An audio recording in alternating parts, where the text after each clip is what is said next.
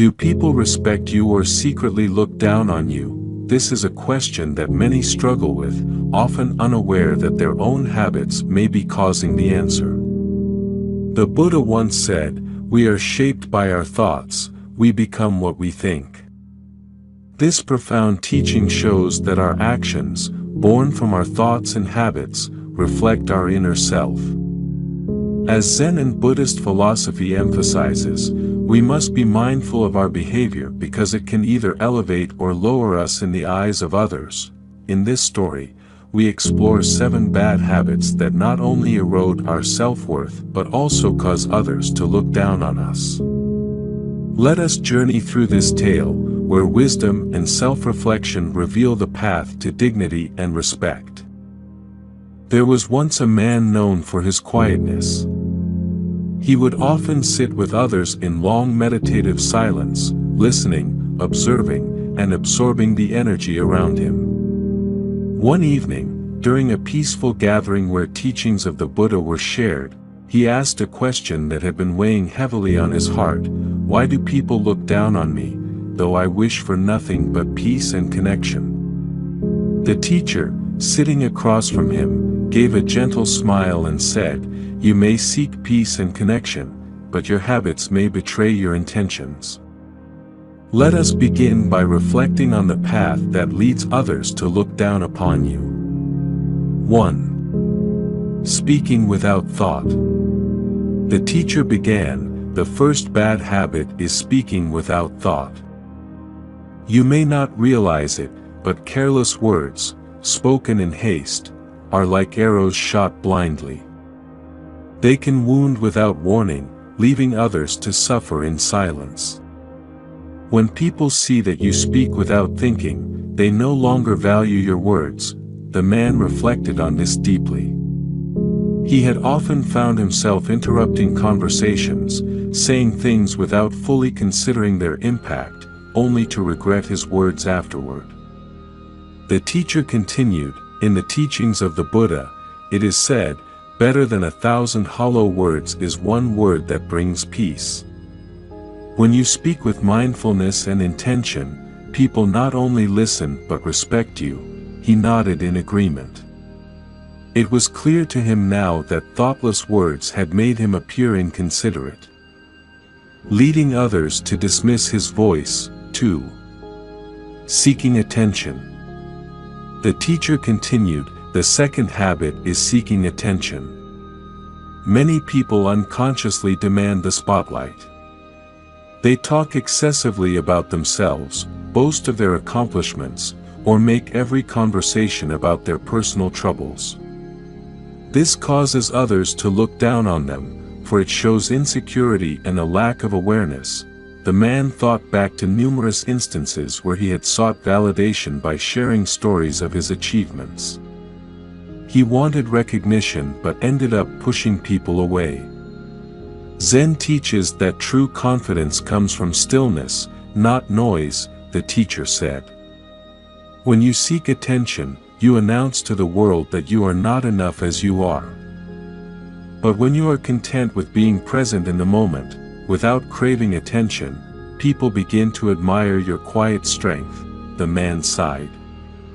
He understood now that his desire to be noticed had weakened his presence rather than strengthened it. 3. Being overly critical. Criticism is necessary for growth, the teacher said, but being overly critical, of others or yourself, leads to negativity that people will avoid. When you constantly point out the flaws in others, you fail to see your own. And when you harshly judge yourself, you diminish your self-worth. The man remembered how he would often point out the mistakes of those around him, believing he was helping them improve.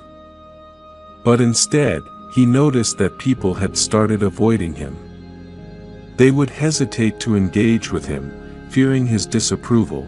Remember the Buddha's words, the teacher continued, "Do not dwell on the faults of others. Look instead at your own actions. When you focus on cultivating kindness and understanding, rather than judgment, you create an atmosphere where others feel valued." Criticism should be a tool for growth, not a weapon for harm. The man felt a sense of relief, as though a weight had been lifted. He realized that by being less critical, both of others and himself, he could invite warmth and respect back into his life. 4. Ignoring the needs of others. The teacher then said, "Another habit that causes people to look down on you is ignoring the needs of others. Selfishness is a poison that distances us from true connection. When you are so focused on your own desires that you fail to notice the suffering or needs of those around you, people lose trust in your compassion." The man had always prided himself on his independence, thinking that by focusing on his own path, he was doing what was best for himself. Yet he now realized how often he had overlooked the needs of others, whether it was a friend asking for help or a family member needing support. Buddhism teaches us to practice metta, loving kindness. The teacher said, "When you open your heart to the needs of others, you become a source of comfort. People are drawn to those who show care, not just for themselves, but for the world around them." The man bowed his head. He knew now that by ignoring others, he had not only lost their respect but had also closed off his heart to the true essence of connection. 5. Avoiding responsibility. There is another habit, the teacher continued, and that is avoiding responsibility. People look down on those who do not take ownership of their actions. When you constantly shift blame or refuse to accept your part in a situation, others see you as weak and untrustworthy. The man had often blamed external circumstances for his failures, his job, his relationships, even the world itself. But deep down, he knew that he had avoided taking responsibility for his own choices. Zen teaches us that we must accept what is ours to carry. When you take responsibility for your actions, you show strength and integrity. This is the foundation of respect. When people see you own your path, they will no longer look down on you, they will look up to you.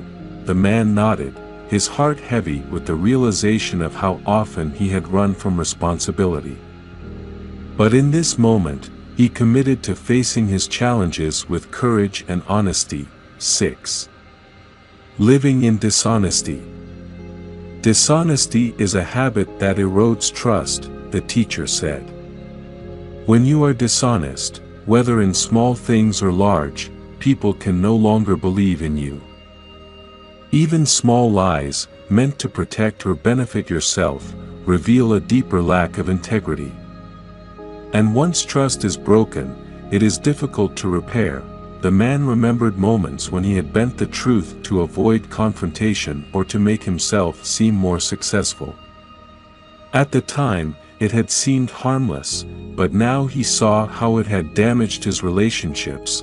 Buddha said, 3 things cannot be long hidden: the sun, the moon, and the truth.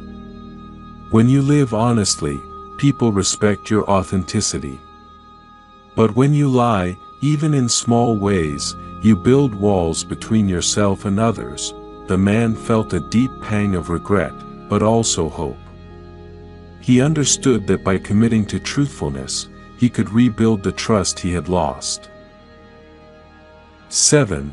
Resisting change. The final habit, the teacher explained, was resisting change. When you cling to the past or resist the natural flow of life, you become rigid and disconnected. People look down on those who refuse to grow because it shows fear and a lack of adaptability. The man thought about how he had resisted change in many aspects of his life, holding on to old habits and beliefs even when they no longer served him. This stubbornness had caused friction with others, who saw him as unwilling to evolve. Zen teaches us that life is impermanent, always changing. To resist this truth is to resist life itself. When you embrace change with an open heart, you show courage and wisdom. People admire those who can grow and adapt to the world around them. the man realized that his resistance to change had made him seem fearful and closed-minded. But now, he saw the beauty in letting go and allowing life to flow naturally. As the man sat in silent reflection, the teacher spoke once more. These 7 habits, speaking without thought, seeking attention, being overly critical, ignoring the needs of others, avoiding responsibility, living in dishonesty, and resisting change, are like stones weighing down your spirit. When you let go of these habits, you not only free yourself but also earn the respect of those around you. The man felt a deep sense of peace. He understood that respect was not something to be demanded but something to be earned through mindfulness, compassion, and integrity. He bowed to the teacher, grateful for the wisdom he had received. From that day forward, the man committed to changing his habits, not for the sake of gaining others' approval but for the sake of living in alignment with his true self.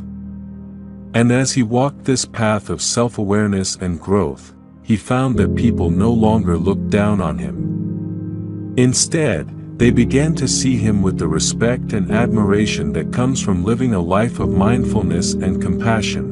This Zen and Buddhist story reminds us that respect is a reflection of our actions and habits. When we cultivate mindfulness, kindness, and integrity, we naturally command the respect of others.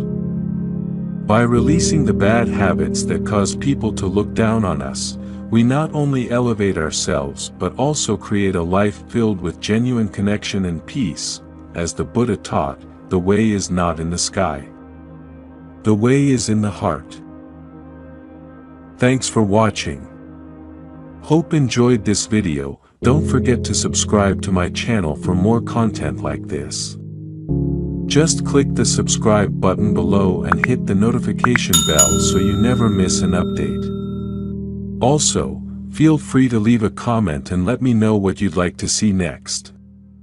See you in the next video.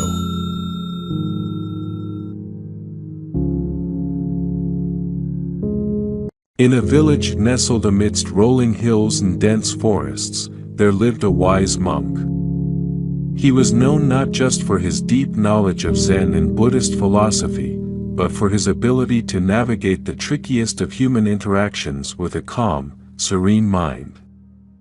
People often sought his counsel, for they knew that his wisdom was a guiding light in the chaotic seas of life. One day, a young disciple approached him, troubled by the manipulation he had endured at the hands of a cunning man in the village. The monk smiled gently and invited the disciple to sit under the towering banyan tree. "I shall tell you a story," he said. "Listen carefully, for within this story lies the wisdom you seek." And so, the monk began. There was once a young villager, much like you, who lived a life of simple pursuits and honest labor. He was kind-hearted and trustworthy, never questioning the motives of others. His days were spent tending to his crops and sharing his modest wealth with those in need. However, the village was also home to a man of deceit. This man, let's call him the manipulator, was clever with words and skilled in the art of twisting the truth. He thrived on control and was driven by a hunger for power. His methods were subtle. He would plant seeds of doubt, steer conversations to his benefit, and take advantage of the goodness in others. Over time, the manipulator wrapped the young villager in a web of lies and half-truths. Using his kindness against him, the villager, burdened by the growing feeling that something was wrong, sought out a wise monk who lived high in the mountains. He explained his situation, asking, "Master, how do I stop this man from controlling me? How do I break free of his manipulation?" The monk listened patiently and, after a moment of silence, replied, "To confront a manipulator, you must first understand them. You cannot simply resist their games, you must move beyond them. Let me teach you the first lesson. 1. Understanding the mind of a manipulator.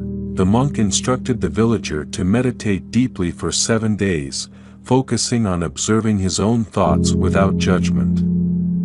Each day, the villager found himself growing more attuned to his inner world, recognizing how easily his thoughts could be influenced by others.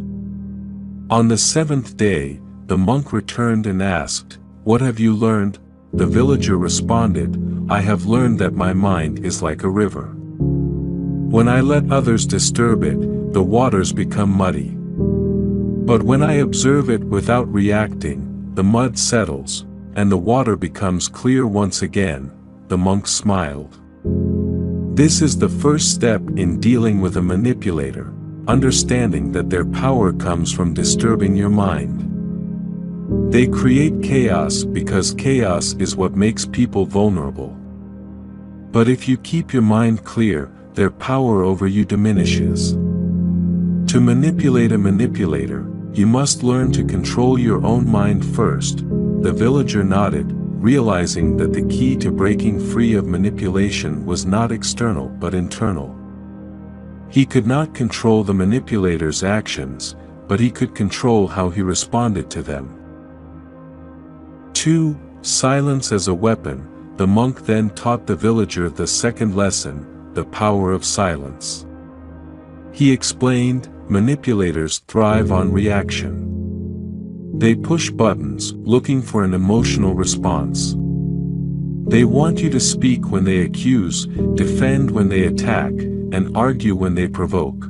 But silence, the monk continued, is a shield that they cannot penetrate. When you do not react, you take away their fuel.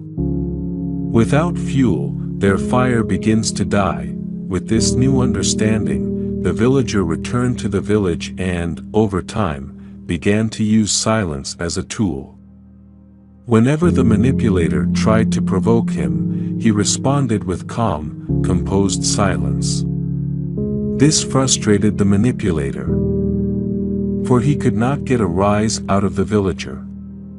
Slowly, the manipulator's influence over him began to wane, and the villager felt a sense of freedom, but the monk's lessons were not yet complete.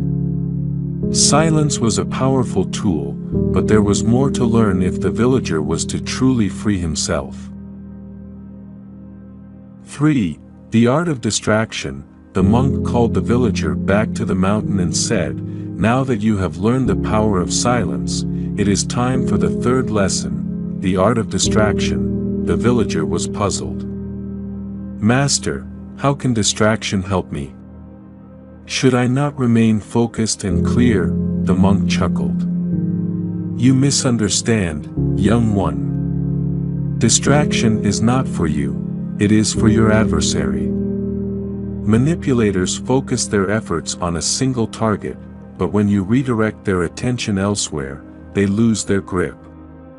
To manipulate a manipulator, sometimes you must distract them from their schemes by giving them something else to focus on." The monk handed the villager a small, shiny pebble. "When the manipulator comes for you, offer him this. It is a symbol of distraction. Create a diversion, something trivial yet compelling enough to pull his attention away from his manipulation." Armed with this new knowledge, the villager returned to the village and, when the manipulator once again sought to control him, he subtly redirected the conversation. He offered compliments on irrelevant matters, shared exaggerated concerns about things that did not matter, and subtly fed the manipulator's ego. The manipulator, intrigued by these distractions, lost his focus on the villager's weaknesses and began to chase after these trivial pursuits. The villager smiled to himself, knowing that he was gradually slipping out of the manipulator's grasp. But still, there were more lessons to learn. 4. Turning the manipulation on its head. The monk summoned the villager for the fourth lesson. "Now that you have learned the art of distraction, it is time to learn how to turn the manipulator's tactics against them. This is the lesson of reflection, reflection, asked the villager. Yes, replied the monk. A manipulator uses your actions and words against you. They twist and turn everything you do for their own gain. But what happens when you hold up a mirror and reflect their own behavior back at them?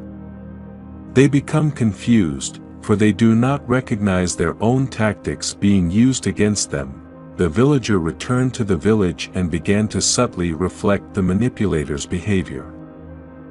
When the manipulator would attempt to spread rumors, the villager would mirror his words in a way that confused the man. When the manipulator would try to provoke the villager into anger, the villager would respond with calm, calculated mimicry, reflecting the manipulator's tone and mannerisms. The manipulator, seeing his own tactics being used against him, began to doubt his methods. He grew uncomfortable, unsure of how to proceed. The villager had effectively turned the manipulation back on its source, but there was one final lesson the monk had to impart. 5. The power of compassion. The monk called the villager back for the final lesson. You have learned to understand the manipulator's mind, to use silence as a weapon, to distract, and to reflect. But to truly free yourself, you must learn the most difficult lesson of all, the power of compassion. The villager frowned. Compassion? How can I feel compassion for someone who seeks to harm me? The monk smiled gently. Compassion does not mean allowing them to harm you. It means recognizing that their manipulation comes from a place of deep suffering and insecurity. By understanding their pain, you free yourself from hatred and resentment. You rise above their games and find peace within yourself. The villager struggled with this lesson. How could he feel compassion for the manipulator, who had caused him so much distress? But as he meditated on the monk's words, he began to see the truth in them. The manipulator was, in many ways, a prisoner of his own mind, driven by fear and the need for control. With this realization, the villager no longer felt anger or resentment towards the manipulator. Instead, he felt a deep sense of pity for him. He no longer engaged with the manipulator's games, but he also did not harbor ill will. He treated the manipulator with the same kindness and respect that he showed to others, but he remained firm in his boundaries. Over time, the manipulator's power over the villager dissolved completely. The villager had learned to manipulate the manipulator, not through deceit or cruelty, but through wisdom, silence, distraction, reflection, and compassion. He had become like the clear water of the river, calm, undisturbed, and free. The monk's teachings had guided him to a place of inner peace, and the manipulator, seeing that his games no longer had any effect, eventually left the villager alone. In the end, it was not force or deception that had freed the villager, but the clarity of his mind and the depth of his compassion. The monk, sitting under the banyan tree, finished his story and looked at the young disciple before him. And so, he said, the lesson is not to fight manipulation with manipulation, but to rise above it. When you master your own mind, when you understand the suffering of others, you can walk through the world without fear of being controlled. The disciple, now enlightened, bowed deeply to the monk. Thank you, Master. I understand now. The power lies not in outwitting others, but in mastering myself. The monk smiled, knowing that the disciple had taken his first step on the path to true freedom. Thanks for watching.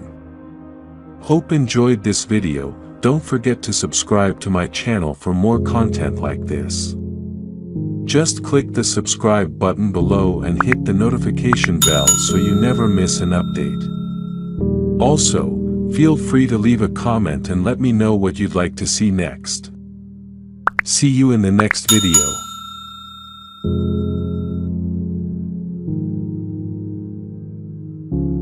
Once upon a time, in the serene landscapes of ancient Japan, there stood a monastery known as the Temple of Tranquil Waters. Nestled amidst the lush mountains, this temple was famous for its wise Zen master, Master Hakuin, whose teachings were revered far and wide. Pilgrims from distant lands would travel to seek his guidance on the path to enlightenment and genuine happiness. In a village not far from the temple lived a young man named Takashi. Despite having all the comforts of life, a loving family, a successful business, and good health, Takashi felt a persistent void within. Happiness seemed elusive, a fleeting shadow he could never quite grasp. Stories of Master Hakuin's wisdom intrigued him, and he decided to undertake the journey to the Temple of Tranquil Waters, hoping to find the answers he so desperately sought. Upon reaching the temple, Takashi was greeted by a serene ambience. The gentle sound of flowing water from the temple's stream, the rustling of leaves in the wind, and the harmonious chanting of monks created an aura of peace. He approached a monk and expressed his desire to meet Master Hakuin. The monk led him to a tranquil garden where the master was meditating beneath a blossoming cherry tree. Master Hakuin, Takashi began, bowing deeply, I seek the secret to genuine happiness. Despite having everything, I feel an emptiness within. Master Hakuin opened his eyes and gazed at Takashi with a knowing smile. To find true happiness, you must give up certain things that cloud your mind and spirit. Stay with us, and I will teach you the 5 things you need to let go. Takashi agreed eagerly, and thus began his journey under Master Hakuin's tutelage. The first lesson, letting go of attachment. The next morning, Master Hakuin took Takashi to the temple's storage room. It was filled with old relics, scrolls, and various artifacts. What do you see here, Takashi? The master asked. Many valuable items, Master, Takashi replied. Indeed, Hakuin said, but notice how they gather dust, unused and forgotten. Attachment to material possessions can weigh down the spirit. We often cling to things, believing they bring us happiness, but in reality, they anchor us to suffering. To demonstrate, Hakuin handed Takashi a heavy sack filled with stones and asked him to carry it. As Takashi struggled under the weight, Hakuin said, "These stones represent your attachments. Carry them for a while and tell me how you feel." After some time, Takashi grew weary and his shoulders ached. He returned to Master Hakuin and said, "The weight is unbearable, Master. I feel relieved only when I set it down. Just as you feel relieved now, your mind and soul will find peace when you release your attachments," Hakuin explained. True happiness lies in freedom from materialism and the desire for more. Takashi spent the next few weeks learning to live simply. He gave up many of his possessions, realizing they brought more burden than joy. Gradually, he felt a sense of lightness and contentment he had never known before. The second lesson, letting go of anger. One day, Master Hakuin took Takashi to a river where the monks often meditated. They sat by the water's edge, listening to the gentle flow. "Takashi, do you ever feel anger?"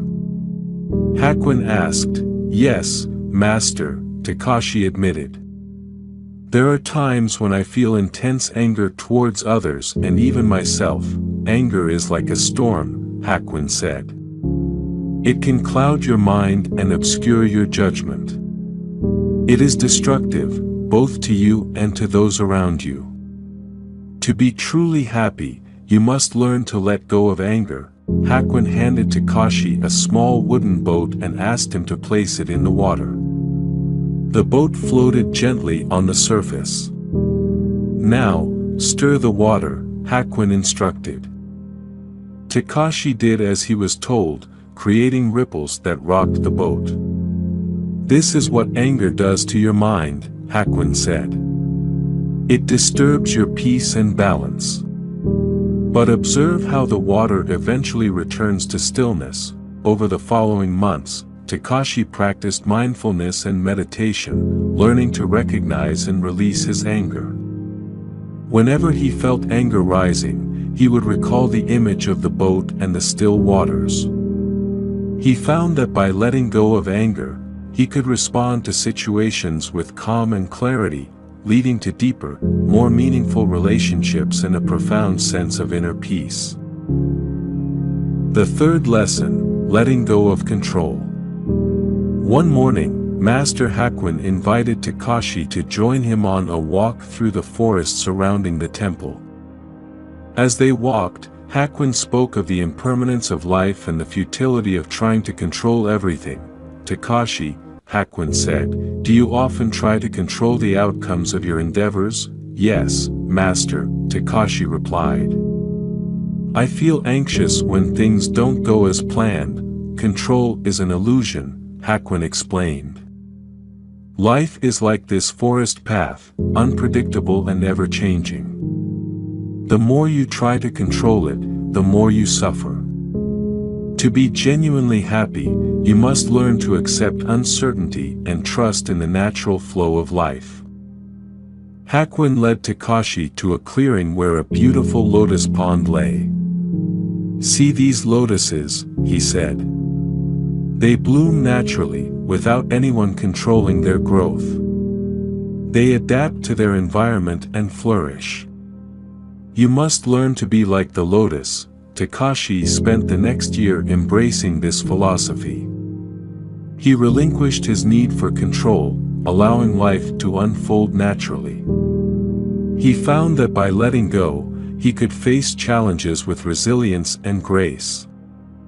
The anxiety that once plagued him diminished, replaced by a serene acceptance of life's unpredictability. The fourth lesson, letting go of ego. One day, Master Hakuin took Takashi to the temple's hall of mirrors. "Look into these mirrors, Takashi," Hakuin instructed. "What do you see?" "I see myself, Master," Takashi replied. "The ego is like these mirrors," Hakuin said. "It reflects a distorted image of who we truly are. It craves recognition and validation, leading to a false sense of self. To find true happiness, you must let go of your ego." Hakuin explained that the ego feeds on pride, comparison, and the need for approval. It separates us from others and creates suffering. When you release the ego, Hakuin said, you connect with your true self and the world around you. Takashi began practicing humility and selflessness. He engaged in acts of kindness without seeking recognition and focused on the collective well-being rather than personal gain. Over time, he discovered a profound sense of unity and interconnectedness with all beings. The joy he found in selflessness far surpassed the fleeting satisfaction of ego-driven pursuits. The fifth lesson, letting go of fear. For the final lesson, Master Hakuin led Takashi to a cliff overlooking the vast ocean. The view was both breathtaking and intimidating. "Fear is like this cliff," Hakuin said. "It can paralyze you, preventing you from experiencing the fullness of life. To be genuinely happy, you must learn to let go of fear." Hakuin explained that fear often stems from the unknown and the fear of loss. It confines us within invisible walls, limiting our potential. "Look at the ocean," Hakuin said. "It is boundless and fearless, embracing the unknown with each wave. You must cultivate such fearlessness." Takashi spent many months confronting his fears. He ventured beyond his comfort zones, took risks, and embraced new experiences. He found that by facing his fears head-on, he could dismantle the barriers that once held him back. This newfound courage allowed him to live fully and authentically, embracing each moment with openness and joy. Years passed, and Takashi continued to live at the Temple of Tranquil Waters, embodying the lessons he had learned.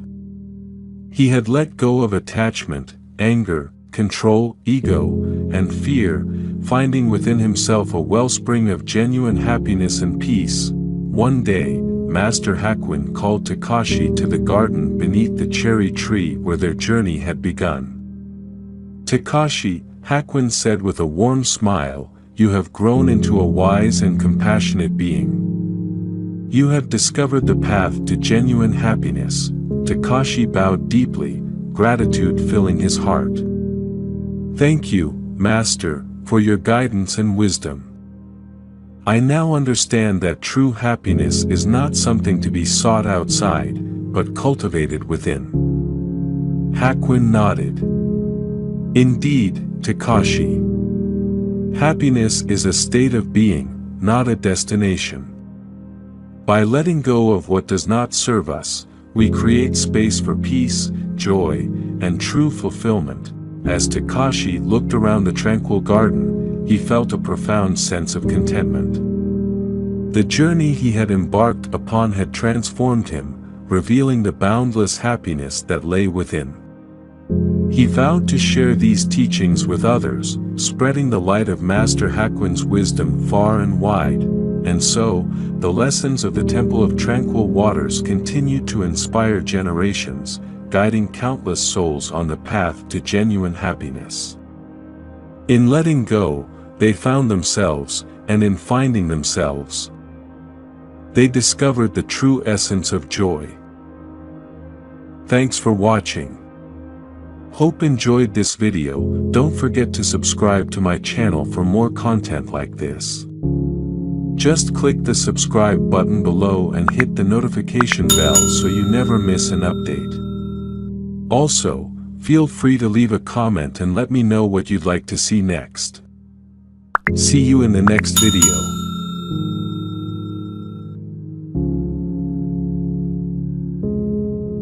What are you holding on to that no longer serves you? This is a question that cuts to the core of our daily lives. In the teachings of Gautama Buddha, he often emphasized the importance of detachment. He said, "Attachment is the root of suffering." This doesn't merely apply to our emotional attachments to people, but also to the material possessions we cling to. Your home, the sacred space where you rest and regenerate, reflects the state of your mind. If cluttered with unnecessary items, it can disrupt your peace and energy flow. So, how does the law of attraction tie into this? The law of attraction states that the energy you release into the world is the energy you attract back. If your home is filled with clutter, things that no longer serve you, or objects that hold negative energy, you are blocking the flow of abundance, peace, and happiness into your life. By eliminating certain things from your home, you can create space for positive energy, aligning yourself with the higher vibrations of the universe. Let us now explore 5 things you should eliminate from your home immediately, not just to clear physical space, but to invite in the power of positive energy, harmony, and clarity. These 5 things can shift your home from a place of stagnation to a sanctuary of peace and manifestation. 1. Broken and unused items. Clear the path for positive energy. The first thing to eliminate from your home is broken and unused items. Look around your home. Do you see a clock that no longer works? A chair with a broken leg? Perhaps there's an old appliance you've meant to fix but haven't touched in years. In Buddhist philosophy, everything has its cycle of existence, including material things. Once something is broken and its function lost, its purpose is no longer being served. Holding on to broken objects anchors you in the past, preventing the natural flow of energy in your home.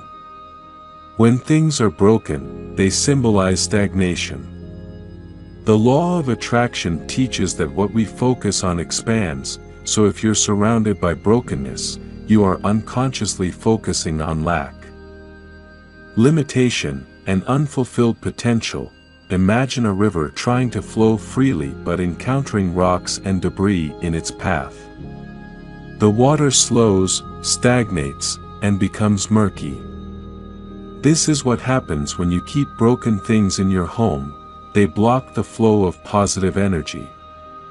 To clear the path for fresh, vibrant energy, remove these items. Release them with gratitude for their service and allow the energy to flow. Once you begin eliminating broken objects, you may notice a shift in your mood. Your home feels lighter, more open. You've cleared space not just physically but energetically. The law of attraction responds quickly when you create room for new possibilities. 2. Old papers and clutter, freeing your mind. The second thing to eliminate is unnecessary paperwork and clutter. Old receipts, bills, magazines, and documents that no longer serve a purpose are like mental baggage that weighs you down. In Zen philosophy, clarity of mind is paramount, and external clutter reflects internal chaos. Buddha once said, "Your mind is a powerful thing. When you filter it with positive thoughts, your life will start to change." But how can your mind remain clear and focused if every time you open a drawer or walk into a room, you are faced with clutter? The physical environment affects your mental state. The more clutter you have, the more your mind struggles to stay clear. Think of it this way: imagine your mind as a vast open field. Clutter is like overgrown weeds, taking over, choking the life out of the field until there's no room for new ideas or growth. By eliminating old papers and reducing clutter, you're symbolically clearing space in your mind for fresh thoughts, creativity, and abundance. As you sort through piles of old papers and discard what's no longer needed, you begin to feel a sense of liberation. Your thoughts become more organized, and it becomes easier to focus on what truly matters. The law of attraction, responding to your clear intentions, brings new opportunities and ideas into your life. 3. Items with negative memories, releasing emotional baggage. The third thing to eliminate is any object that holds negative memories or emotions. We often underestimate the power that physical objects have in holding energy, especially emotional energy. Have you ever noticed how certain items make you feel uneasy or sad whenever you see them? Perhaps it's a gift from someone who hurt you, or maybe it's an item from a time in your life filled with hardship. Buddha taught that peace comes from within. Do not seek it without. However, peace can be difficult to attain if your surroundings constantly remind you of past pain. By holding on to items associated with negative emotions, you are tethering yourself to those past experiences. You may believe that by keeping them, you are holding on to memories, but what you are truly holding on to is emotional baggage. The law of attraction reflects back to you the energy you emit. If your home contains objects that constantly pull you into negative emotions, you are unknowingly inviting more negativity into your life. Letting go of these objects is not about forgetting the past, but about freeing yourself from its grip. Release them with love, knowing that you are now making space for more joy, peace, and abundance to enter your life. Once these objects are removed, you'll notice an emotional lightness, as though a weight has been lifted off your shoulders. Your home will begin to feel like a place of refuge, not a place that reminds you of past hurts. The law of attraction will respond by bringing you experiences that align with the positive energy you are now cultivating. 4. Excessive decor and furniture. Simplicity is key. The fourth thing to eliminate is excessive decor and furniture. In Zen philosophy, there is great emphasis on simplicity. Simplicity is the ultimate sophistication, it is often said. Too much decor or furniture can create a sense of overwhelm and overcrowding, blocking the natural flow of energy in your home. The law of attraction responds best to clear intentions and open space. When your home is filled with excessive furniture and decorations, it creates distraction, confusion, and a sense of heaviness. Every item in your home should have a purpose and bring you joy. If something does neither, it is only taking up space, preventing new, positive energy from flowing in. Imagine a beautifully arranged room with minimalistic decor. Every piece is intentional, every object serves a purpose. This is the ideal state of mind we aim for when practicing Zen and the law of attraction. Clarity and simplicity lead to a more focused, peaceful, and abundant life.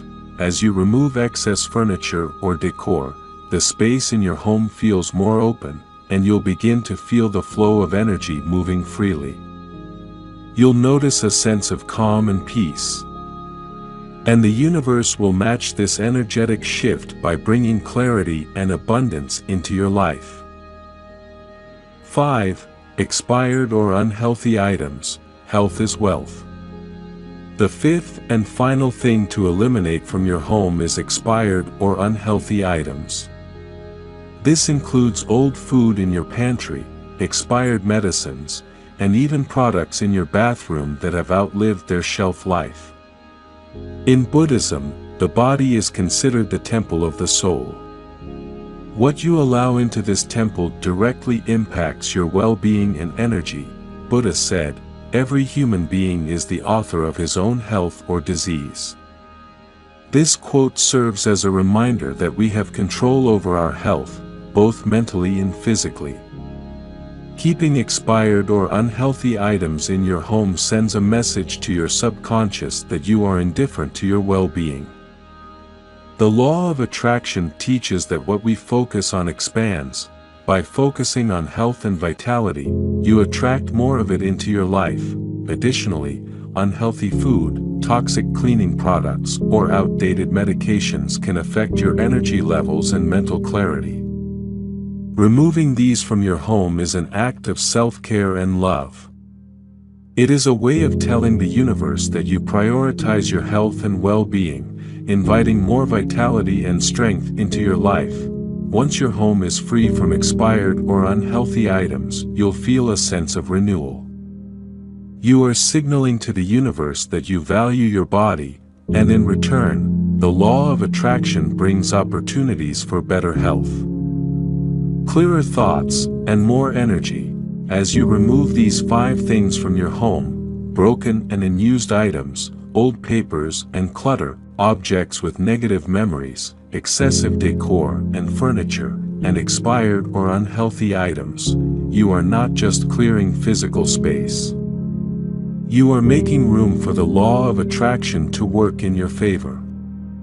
You are telling the universe that you are ready to receive abundance, peace, and happiness. Gautama Buddha's teachings remind us that attachment is the root of suffering. When we cling to things that no longer serve us, we limit our potential and block the flow of positive energy.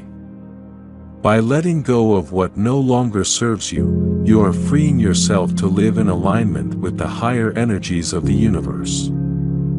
Your home becomes a sanctuary, a place where positive energy can flow freely. With each thing you remove, you are not only clearing your physical space but also your mind and spirit. The law of attraction responds to this shift, bringing you the abundance, peace, and joy you deserve. Thanks for watching. Hope enjoyed this video. Don't forget to subscribe to my channel for more content like this. Just click the subscribe button below and hit the notification bell so you never miss an update. Also, feel free to leave a comment and let me know what you'd like to see next. See you in the next video.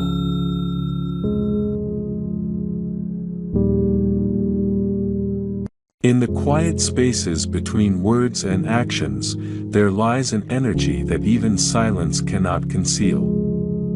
Zen wisdom teaches us that true understanding comes not from what we see or hear but from our inner perception of the world and others around us. The ancient masters spoke of Mushin, the mind without mind, a state that attunes us to the energies around us without allowing them to disrupt our own tranquility. When someone dislikes us but hides it behind a veil of politeness or casual friendliness, that negative energy still subtly ripples through their actions and expressions. Understanding these signs isn't merely about protecting oneself, it's about learning to see beyond the illusion of words. Let us walk into this story with open hearts and quiet minds as we explore the Zen approach to recognizing 7 subtle signs of hidden dislike. Along this journey, remember that awareness itself is the ultimate shield and that peace often comes from simply noticing, rather than reacting. Sign 1, the fleeting glance. In the monastery, a young monk was tasked with learning the nuances of human behavior, as his master believed that the mind must learn to read others to help those in need. One evening, as the sun dipped below the horizon, casting long shadows across the temple grounds, he noticed a fellow disciple avoiding his gaze. Every time the young monk looked over, the other would avert his eyes as if he were busy observing something insignificant or distant. This pattern repeated over several days, and curiosity nudged the young monk to speak to his master about it. The master listened quietly and responded, "The eyes, dear one, often betray that which the heart tries to conceal. A person who holds hidden dislike will avoid meeting your gaze directly, for the eyes are the mirrors of intention. Remember that avoidance is more than shyness, it can signal the desire to detach from your presence." Contemplating his master's words, the young monk realized the subtle truth in this teaching. He decided to remain aware, accepting this sign as a ripple in the pond of relationships, a sign to watch, not to judge. Zen philosophy teaches that all things carry energy, and eye contact is no exception. Avoidance can be an attempt to shield one's true feelings, especially when dislike is present but unspoken. Sign 2, the forced smile. A few days later, the young monk noticed something peculiar. Each time he encountered this fellow monk, he received a smile. But it wasn't the warm, genuine expression that one might expect. Instead, it was brief, mechanical, and often lacked the warmth that a true smile brings to one's eyes. Returning to his master, he described this strange smile that seemed like a shadow of sincerity. The master chuckled softly, "Ah, the forced smile, a mask that fools only the mind, not the heart. When a smile feels cold, it's because it lacks genuine kindness." In Zen, we know that an authentic smile radiates, reaching beyond lips and even eyes, it touches the soul. Beware of smiles that don't bring warmth to the heart, they are mere decorations of the face. Taking his master's wisdom to heart, the young monk learned to look beyond surface expressions and discern the energy behind them. This awareness gave him a greater peace, allowing him to walk through the world without getting tangled in the webs others wove. According to Zen teachings, authentic gestures carry a harmonious energy. A forced smile is a facade that lacks warmth and authenticity, hinting at underlying negative feelings. Sign 3, the disguised critique. As time passed, the young monk's fellow disciple began to offer small criticisms masked as advice. Comments like, "You might consider meditating longer," or "Perhaps your posture needs work," began to surface, often at times when no feedback was needed. Although these words were framed as suggestions, the young monk sensed an undercurrent of judgment. Discussing this with his master, he was told, Sometimes, dislike hides behind the guise of advice or criticism. When a heart is free from malice, even suggestions feel light. But when negativity resides within, words carry a subtle weight. A hidden critique, even when sugar-coated, can reveal inner discord. Observe but do not absorb. From that day on, the young monk treated critiques with a balanced heart, sifting through them with awareness to understand whether they came from a place of compassion or concealed dislike. Zen teaches that words carry energy, and unsolicited or overly critical remarks can reveal hidden hostility. Recognizing this sign is about observing the tone and intent behind words without personalizing them. Sign 4. The subtle exclusion. One morning, the young monk noticed that his fellow disciple subtly excluded him from conversations or activities. Whether it was leaving him out of an invitation to meditate or not engaging him in discussions, this monk's quiet acts of exclusion started to form a pattern. The young monk approached his master once more, seeking wisdom. When someone holds resentment, the master said, they may try to create distance, sometimes through small acts of exclusion. Dislike often manifests in the form of boundaries that are quietly drawn to keep you apart. Recognize this as their discomfort, not yours. With this teaching, the young monk learned not to internalize others' exclusion. Instead, he remained centered in his peace, understanding that their actions reflected their inner discord, not his value. Explanation: Zen philosophy sees exclusion as a boundary that reflects inner resistance. If someone quietly excludes you, it may be an effort to keep their concealed dislike at a safe distance. Sign 5. The quiet withdrawal. The young monk began to notice that when he joined a group, his fellow disciple would subtly distance himself, whether through physical space or retreating into silence. It was as though his presence alone triggered a desire for retreat. Bringing this to his master, he heard, when a heart harbors dislike, it seeks to create physical or emotional distance, retreating into its own space. This withdrawal is often subtle but intentional, an effort to preserve one's inner space from what they perceive as discomfort. Do not mistake it as something personal, it's their own battle. By observing this quiet withdrawal, the young monk found himself more connected to his own space of calm. He learned to let others be and not allow their retreat to unsettle him. According to Zen, dislike can cause someone to withdraw into themselves to avoid interaction.